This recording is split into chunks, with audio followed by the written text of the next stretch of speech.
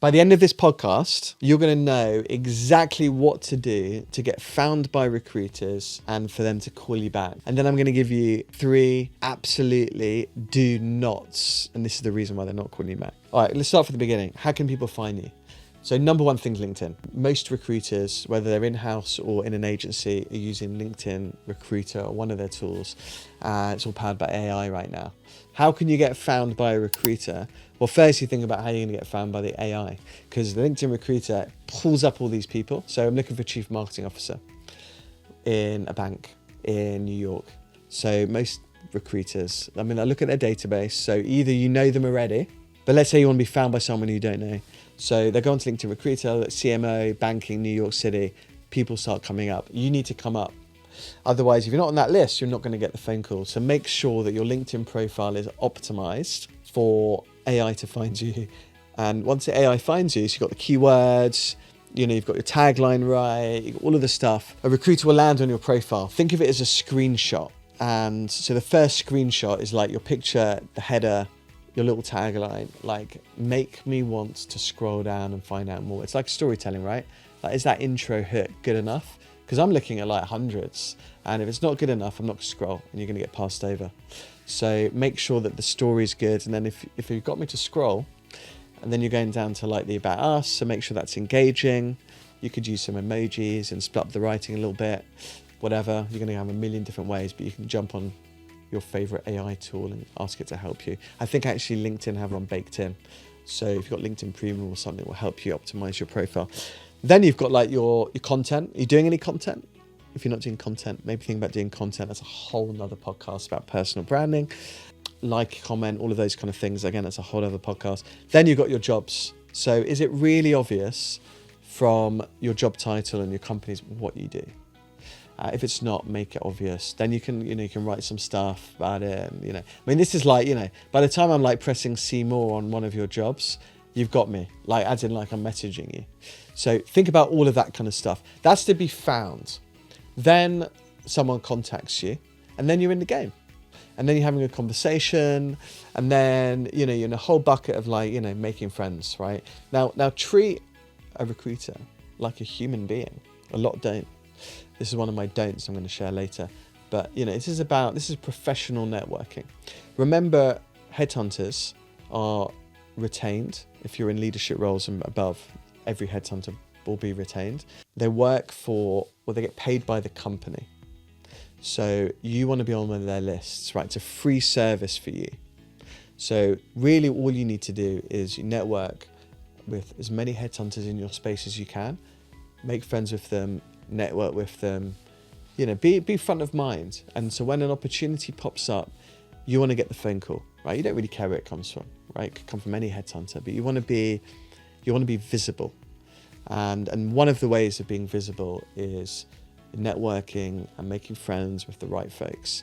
It's like I spoke with someone the other day, 2 people in a firm looking to get the next leadership role. One of these people got the phone call. I spoke to the person that didn't, because I knew them. And they called me, I said, I can't believe this person got the job. They got the phone call from this rival company. They're not even that good. I'm way better than them. They landed the job and stuff like that. I'm like, that's great. But like, they got the phone call, you didn't. How come? They didn't know enough. There's a bunch of other things that went into it, right? They weren't visible. They weren't doing much on personal branding. They knew me. They didn't know the headhunter that was doing that job. So you've got to keep the net wide and network with headhunters and stuff. So it's really important. They got the job that they didn't, and they didn't. Then there's a whole thing of follow-up. So you've been found, you've made friends with headhunters and stuff, and you really want to find a job. It's a bit, your market is very client-driven, i.e. more people looking for work than there are people. So you've got to stay front of mind. But then there's this balance of like, well, when do you follow up? You don't want to annoy people and stuff like that. Think through what your strategy is. I think for me, I love speaking with folks, and I'm really happy to receive a note, an email, a DM. How's it going? I'm often meeting people for coffee and things like that. So make sure you're proactive, but not like selling and like, building friendships with people. It takes time, and you need to, just give and take, right? Think of it like that. Don't think of it as like, right, what have you got for me? The amount of people that call me or message my team and the opening lines are like, what do you got for me? It's kind of a sales thing, right? And it doesn't land quite right. So think about your approach, and that will stand you in good stead. So there's some of the do's. The other thing I'm actually going to labour again, it's another podcast, but do personal branding, like content stuff. Like people's stuff, comment on people's things. And this includes headhunters, right? A lot of headhunters are doing content, and a lot of hiring managers, a lot of TA folks. There's a lot of content out there which you can engage with. So even if you don't want to develop your own content, you can like and comment, be part of the conversation. The amount of people that it works for. So imagine, a hiring manager, they're not using an external agency, they haven't got a TA team, whatever, and you're liking and commenting all their stuff, and they need to find XYZ, you'll be front of mind. Or you see them advertising for it, but you've been liking their stuff and you drop them a DM. They'll remember you and they'll know you. And so all of that kind of stuff works too. So there's a little hack. Engage with them on socials, so it's really, really powerful. Some don'ts, I shared one earlier, but some don'ts are just think about, don't be rude, be polite. Think about people, treat people as humans. Recruiters are getting millions and millions of people connect with them, contact them, send them CVs and stuff like that. So just think through how you approach them. Focus on building a friendship.